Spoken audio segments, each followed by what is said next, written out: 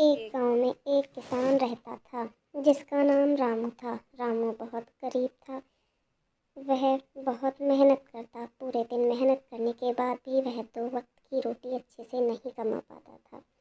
वह अपने गांव का सबसे ज़्यादा गरीब व्यक्ति था।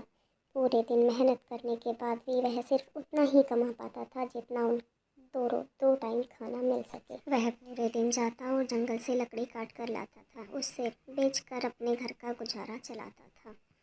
गांव के सभी लोग उसका बहुत मजाक बनाते थे। वह सब उसे गरीब गरीब कहकर चिढ़ाते थे। वह पूरे दिन मेहनत करता फिर भी इतना नहीं कमा पाता था जितना गांव के बाकी लोग कमाते थे। उसकी बीवी जब और दूसरी औरतों में जाती तो वह औरतें उसका मजाक बनाती थीं। इसी वजह से वह किसी के पास नहीं जाती थी और कहीं जाती भी थी तो फिर वापस चली आती थी। एक दिन वह रामू से कहती है कि हमने इन गांव वालों का क्या बिगाड़ा है जो ये हमें इतना भला बुरा कहते हैं। ये हमारे साथ कितना बुरा व्यवहार करते हैं। हमने तो कभी किसी का बुरा भी नहीं किया है। इतना सुनकर रामू कहता है, अरे तुम चिंता क्यों करती हो, कोई बात नहीं है। एक दिन ऐसा आएगा जब ये लोग हमारे घर हमसे खुद मिलने आएंगे। वैसे मैं जितना कमाता हूँ, कितनी भी मेहनत कर लूँ, लेकिन इन लोगों के बराबर नहीं कमा पाता हूँ। रामू ने कहा, तुम चिंता मत करो, मैं और ज़्यादा मेहनत करूँगा और ज़्यादा पैसे कमाऊँगा। हम लोग भी अमीर हो जाएंगे।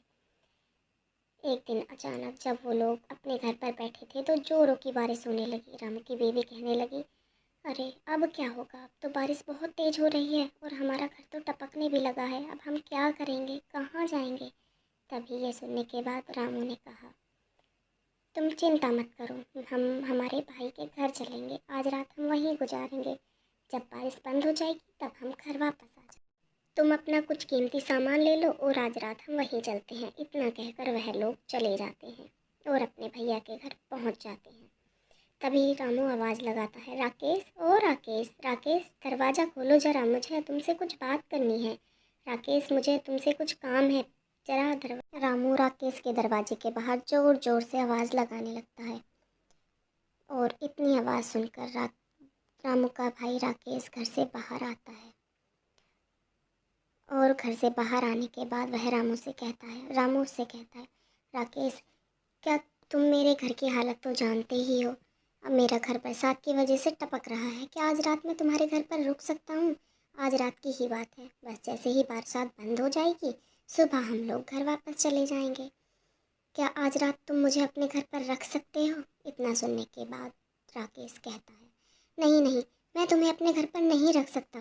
तुम्हें पता है मेरी बीवी नाराज़ हो जाएगी, वह गुस्सा हो जाएगी, इसलिए मैं तुम्हें अपने घर पर नहीं रख सकता। तुम चले जाओ यहाँ से, मैं नहीं रख सकता तुम्हें अपने घर पर। मेरी बीवी को तो तुम जानते हो ना, वो तुम्हें घर पर नहीं रहने देगी। इतना कहने के बाद राकेश वहाँ से चला जाता है और रामू की बीवी भी अपने घर वापस आ जाती है। बरसात बहुत तेज थी। रामू और रामू की बीवी ने पूरी रात जगकर बरसात का दिन बीत गया और बरसात के बाद रामू को कोई काम नहीं मिला।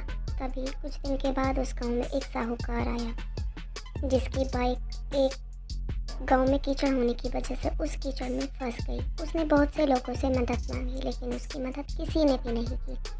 गांव का कोई भी व्यक्ति उसकी मदद करने के लिए तैयार नहीं था। उसने सब लोगों से हेल्प मांगी लेकिन वो सभी लोग उससे मना कर चले गए।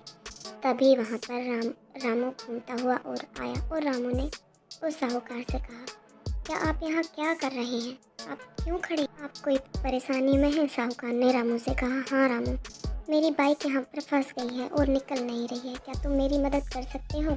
तभी रामू ने बाइक के पास की मिट्टी बचाई और बाइक निकल गई। बाइक के निकलने के बाद साहूकार बहुत खुश हुआ और साहूकार ने रामू को अपने पास बुलाया और उसे कुछ इनाम देने लगा। रामू ने यह कहकर मना कर दिया कि यह तो मेरा फर्ज था। फिर रामू साहूकार को अपने घर बुलाकर ले गया। घर पर जाने के बाद वहाँ उसकी बीवी भी थी। साहूकार ने रामू से कुछ बातें की। साहूकार ने कहा, रामू तुम क्या काम करते हो? रामू ने कहा, जी मैं कुछ नहीं करता, बस काम की तलाश में हूँ। पूरे दिन इधर उधर भटकता हूँ और शाम को घर वापस लौट आता हूँ। तभी साहूकार ने कहा कि मुझे भी तुम्हारे जैसे किसी ईमानदार और मेहनती आदमी की ज़रूरत थी। क्या तुम मेरे साथ शहर चल सकते हो? रामू खुश हो गया और अपना सामान पैक कर वो दोनों सेठ के साथ शहर चले गए।